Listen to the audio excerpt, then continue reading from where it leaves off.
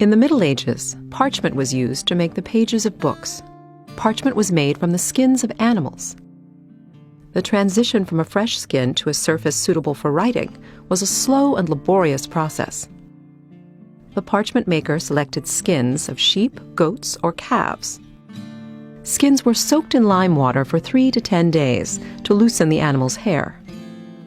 The parchment maker then scraped away the hair and any remaining flesh. After this, the skin was soaked in fresh water to remove the lime and then stretched tightly on a frame. A special rounded knife was used to scrape the hide to the desired thickness. The process of scraping continued over the course of several days.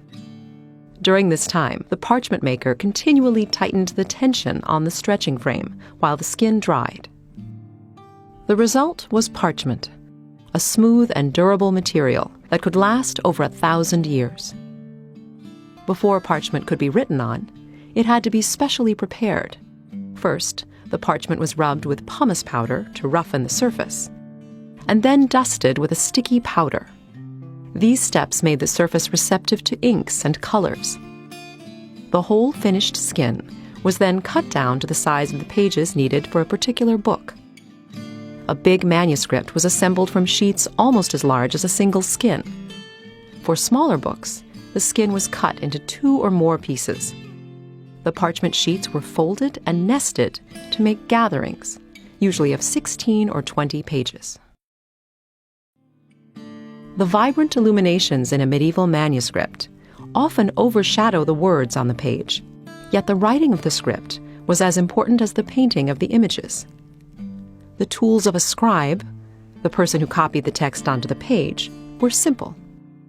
Pens, called quills, were made from the feathers of a bird, which were soaked in water, dried, and hardened with heated sand. The scribe carved the quill to a rough point, cut a slit to draw ink down, then trimmed the point to the proper width. The shape of the quill point varied with the style of the lettering being copied.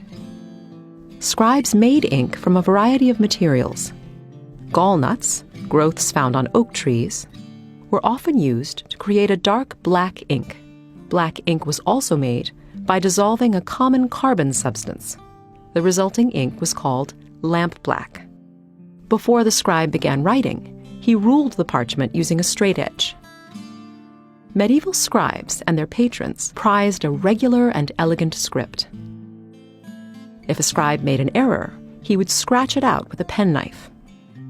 Because the page was made from parchment, which was very resilient, it could stand many erasures of this type.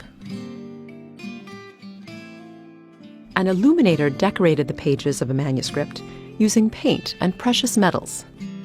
He began only after a scribe had finished copying the text. The illuminator first sketched his design, then added details, such as the features of a figure or the interlacing of a decorated initial. Thin sheets of precious metals, like gold leaf, were always applied first. The illuminator put down a base coat, consisting of either a plaster-like substance called gesso or a gum, as shown here. Once the gum base dried, the moisture in the illuminator's breath was enough to make the small piece of gold leaf stick to the page. Then the illuminator brushed away the excess and polished the gold leaf. After applying the gold leaf, the illuminator painted his design. Each color was made from a vegetable dye or a mineral substance ground up and dissolved in liquid. The illuminator applied the paler shades first, then the darker tones. Once the illuminator applied black outlines and delicate white highlights to the figures and vines, the illumination was finished. After the scribes and illuminators had finished writing and decorating the parchment pages, the manuscript was bound. Groups of folded sheets of parchment, called gatherings, were sewn together with strong linen thread onto flexible supports, such as these narrow leather thongs.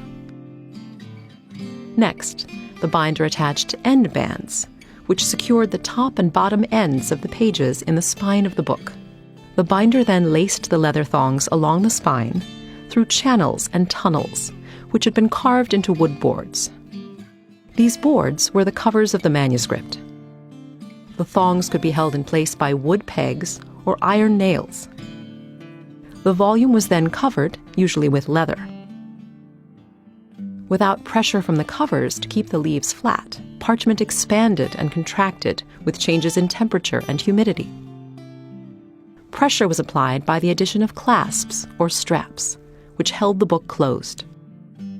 The binding of a manuscript could be decorated with any one of a variety of materials.